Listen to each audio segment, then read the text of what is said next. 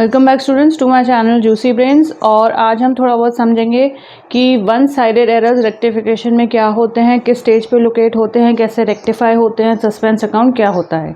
Okay, सो हमने initial जब हम रेक्टिफिकेशन को स्टार्ट कर रहे थे तब हमने इनिशियली डिस्कस किया था कि दो काइंड की एरर होती हैं। There are two kind of errors, the errors which affect trial balance and the errors which do not affect trial balance.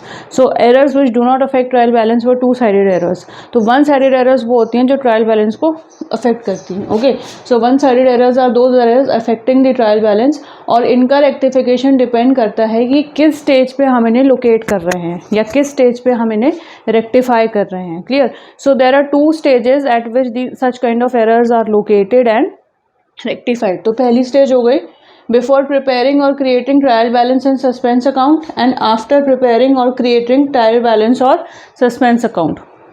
अगर ट्रायल बैलेंस नहीं बना है, सस्पेंस अकाउंट का क्रिएशन नहीं हुआ है और उस स्टेज पे आपको ऐसी एरर्स सामने आ जाती हैं, आप ढूंढ लेते हैं कि ये वन साइडेड एरर है। क्लियर? तो अगर ट्रायल बैलेंस नहीं बना है तो इस केस में कोई भी रेक्टिफाइंग एंट्री पास करने की ज़रूरत नहीं है स्टूडेंट्स। ओके, सिंपली आपको वो ट्रांजैक्शन रीड करना है और एक स्टेटमेंट में आपको लिखना है कि क्या एरर हो गई थी। ओमिशन की एरर थी, या रॉन्ग अमाउंट की पोस्टिंग थी, या posting on the wrong side of an account थी। हमने सेल्स अकाउंट को एक्सेस में उसका जो टोटल था वो ज़्यादा दिखा दिया, या परचेज अकाउंट का टोटल थोड़ा दिखाया, मीन्स इट वाज अंडरकास्ट और ओवरकास्ट। ठीक है, तो ऐसी ऐसी जो भी एरर्स होती हैं और ट्रायल बैलेंस के बनने से पहले सामने आती हैं, उन्हें हम सिंपली एक स्टेटमेंट फॉर्म में लिखते हैं और जो भी अकाउंट में जो भी अमाउंट में एरर होती है उसको रेक्टिफाई करके हम सही वाली अमाउंट को लिख देते हैं। सो in such cases, in such kind of errors and the stage where it has been located before preparing the trial balance or creating suspense account, you need not pass any extra rectifying entry. Clear? अब हम बात करते हैं कि हमें ऐसे errors trial balance बनने के बाद पता चले। ट्रायल बैलेंस हमारा बन गया और सस्पेंस अकाउंट हमने क्रिएट कर दिया। सस्पेंस अकाउंट बेसिकली कब क्रिएट करते हैं अभी तक आपको पता हो गया होगा, बिकॉज आपने जर्नल लेजर के बाद ट्रायल बैलेंस वाला जो चैप्टर पढ़ा होगा। ट्रायल बैलेंस में आपको ये पता है कि ट्रायल बैलेंस का डेबिट साइड और क्रेडिट साइड टैली होना चाहिए। अगर टैली हो जाता है, बैलेंस दोनों का सेम होता है, दैट मीन्स ट्रायल बैलेंस आपका ठीक बना है। सारी एंट्रीज आपने राइट फ्रॉम जर्नल से लेके और लेजर्स से लेके कैश बुक से लेके एवरीथिंग जो भी आपने पहले किया वो सब कुछ सही है। There are no errors. तो ट्रायल बैलेंस आपका टैली हो जाएगा।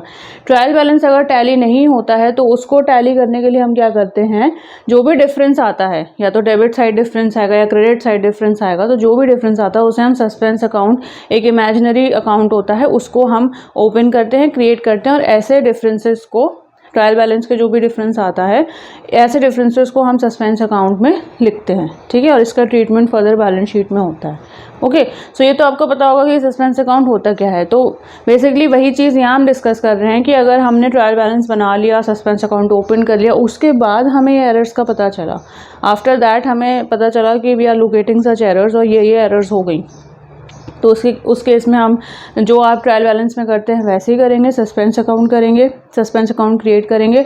और डबल एंट्री को कंप्लीट करने के लिए, अगर आपकी रेक्टिफाइंग एंट्री में आप किसी एक अकाउंट को डेबिट कर रहे हैं तो डबल एंट्री को कंप्लीट करने के लिए हमें सस्पेंस अकाउंट क्रेडिट करना होता है। या रेक्टिफाइंग एंट्री में आप कोई अकाउंट क्रेडिट कर रहे हैं तो डबल एंट्री कंप्लीट करने के लिए हमें डेबिट सस्पेंस अकाउंट करना होता है। क्योंकि वन साइडेड एरर्स हैं तो by name you can understand कि कोई एक साइड ही अफेक्ट होगी डबल एंट्री की, या तो डेबिट होगी या क्रेडिट होगी। रेक्टिफाइंग में आप जो भी करेंगे, अगर डेबिट कर रहे हैं तो कंप्लीट करने के लिए आप सस्पेंस अकाउंट को क्रेडिट करेंगे। ठीक है, और अगर रेक्टिफाइंग में अगर आप किसी अकाउंट को क्रेडिट कर रहे हैं तो कंप्लीट करने के लिए सस्पेंस अकाउंट को डेबिट करेंगे। तो ये बेसिकली थोड़ी सी चीज़ें होती हैं जो आपको ध्यान में रखना है वन साइडेड एरर्स में। अब समझते हैं थोड़ा सा कि सस्पेंस अकाउंट क्या होता है। You know suspense account is an imaginary account, जो हम ट्रायल बैलेंस को इक्वल या टैली करने के लिए जो भी डिफरेंस आता है उसको सस्पेंस अकाउंट में डालते हैं। It is also a temporary account, ये टेम्प्रेरी होता है। ठीक है, और ये तब तक ही क्रिएशन में रहता है जब तक कि हमें एरर्स का पता नहीं चल जाता। एक बार एरर्स का हमें पता चल जाता है तो क्या होता है कि ये ट्रायल बैलेंस, ये सस्पेंस अकाउंट जो होता है वो टैली कर जाता है। Clear. Debit side suspense account का और क्रेडिट साइड दोनों अगर इक्वल हैं दैट मीन्स कि हमने एरर्स को लोकेट कर लिया, उन्हें रेक्टिफाई कर लिया, अब फर्दर कोई भी एरर नहीं है। अगर सस्पेंस अकाउंट को हम बैलेंस कर रहे हैं और सपोज डेबिट साइड शॉर्ट हो गई, क्रेडिट साइड इंक्रीज हो गई, तो हम डिफरेंस को डेबिट साइड में डालेंगे, तो अब इसको हम बोलते हैं डेबिट बैलेंस। तो जब भी हम डिफरेंस को डेबिट साइड डालते हैं, सपोज डेबिट साइड कम है, क्रेडिट साइड ज़्यादा है, तो डेबिट साइड हम बैलेंस लिखेंगे, तो क्या हो गया, ये debit balance of suspense account हो गया। तो अगर suspense account debit balance show कर रहा है that means it will be shown on the asset side in the balance sheet. ठीक है, ये बैलेंस को हम एसेट साइड शो करेंगे बैलेंस शीट में। ठीक है, और अगर सस्पेंस अकाउंट का सपोज डेबिट साइड इंक्रीज ज़्यादा है, एक्सेस में है, और क्रेडिट साइड कम है, तो बैलेंस करने के लिए हम क्रेडिट साइड को बैलेंस करेंगे, तो इसको हम बोलते हैं credit balance of suspense account. तो अगर सस्पेंस अकाउंट क्रेडिट बैलेंस दिखा रहा है तो ये क्रेडिट बैलेंस बैलेंस शीट के लायबिलिटी साइड जाता है। ठीक है, और सस्पेंस अकाउंट सिर्फ उसी स्टेज पे उन्हीं एरर्स के लिए खुलता है जो कि ट्रायल बैलेंस को अफेक्ट कर रही हैं। ऑब्वियसली दिस इज़ अंडरस्टूड कि भाई यहाँ तो खुलेगा नहीं क्योंकि ट्रायल बैलेंस और सस्पेंस अकाउंट का क्रिएशन हुआ नहीं, ये ट्रायल बैलेंस को अफेक्ट नहीं कर रही। लेकिन जो एरर्स ट्रायल बैलेंस को अफेक्ट कर रही हैं वहाँ obviously you have to create a suspense account, और आखिरी में जब हम सस्पेंस अकाउंट की एंट्रीज करेंगे, उसको बैलेंस करेंगे, डेबिट क्रेडिट साइड को देखेंगे, तो अगर ये तो इक्वल हैं दैट मीन्स कि all the errors have been located and rectified, further there are no errors. okay, और अगर कोई डिफरेंस शो करता है, डेबिट बैलेंस शो करेगा तो it will go on the asset side, और suspense account credit balance show करेगा तो it will go on the liability side of the balance sheet. ठीक है, as soon as the errors are located and rectified suspense account भी बंद हो जाता है, इसलिए हम इसको बोलते हैं कि इमेजिनरी अकाउंट है, एक टेम्परेरी अकाउंट है। क्लियर? तो आपको थोड़ा बहुत समझ में आएगा कि सस्पेंस अकाउंट क्या होता है और इसका ट्रीटमेंट रेक्टिफिकेशन में किस तरीके से होता है।